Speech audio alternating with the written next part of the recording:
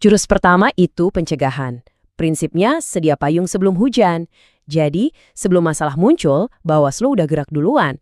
Mereka proaktif koordinasi sama banyak pihak, mulai dari Disduk Capil buat minta data kematian atau pindahan, pengadilan buat data orang yang hak politiknya dicabut, sampai ke TNI Polri. Mereka juga buka posko pengaduan biar masalah bisa ketahuan dari awal. Jurus kedua adalah pengawasan langsung. Gampangnya, Bawaslu itu hadir dan nongkrongin langsung proses yang dikerjakan KPU. Mereka mastiin KPU rapatnya terbuka, jadi nggak ada yang ditutup-tutupin. Kalau Bawaslu nemu sesuatu atau ada masukan, mereka bakal mastiin itu ditindaklanjuti sama KPU dan hasilnya diumumin ke publik. Ini semua soal transparansi dan akuntabilitas. Selanjutnya, jurus ketiga yang menurut saya paling keren, uji petik. Apaan tuh?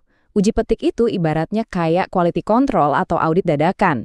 Bawaslu nggak cuma percaya sama data di atas kertas, tapi mereka turun langsung ke lapangan, ngecek beberapa data sebagai sampel, buat mastiin datanya beneran akurat. Prosesnya sistematis banget. Jadi, Bawaslu milih sampel secara acak. Misalnya data pemilih baru atau data orang yang katanya udah nggak memenuhi syarat. Terus tim mereka bakal verifikasi faktual, mungkin datengin langsung ke alamatnya. Kalau nemu ada yang nggak cocok, Bawaslu bakal bikin laporan dan ngasih saran perbaikan ke KPU. Ini nunjukin kalau pengawasan itu beneran sampai ke level akar rumput.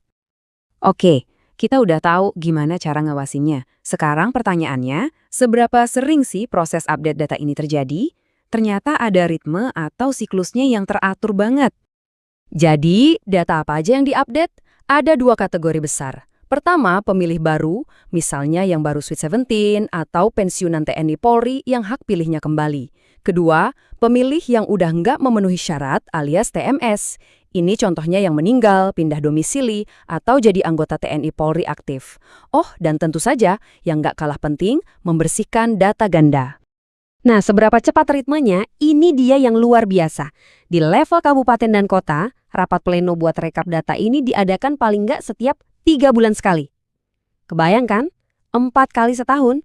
Ini nunjukin betapa dinamisnya data di level lokal dan pentingnya update yang rutin. Data dari kabupaten kota itu kemudian dikumpulin ke level yang lebih tinggi.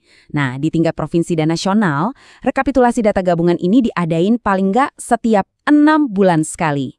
Jadi ada alur yang jelas nih, dari perubahan data di level RT/RW, akhirnya terekam secara nasional.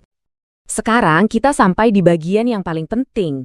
Setelah tahu semua prosesnya, terus apa hubungannya sama kita? Nah, bagian terakhir ini adalah tentang peran kita semua dalam menjaga demokrasi. Ingat jurus keempat tadi, pengawasan partisipatif.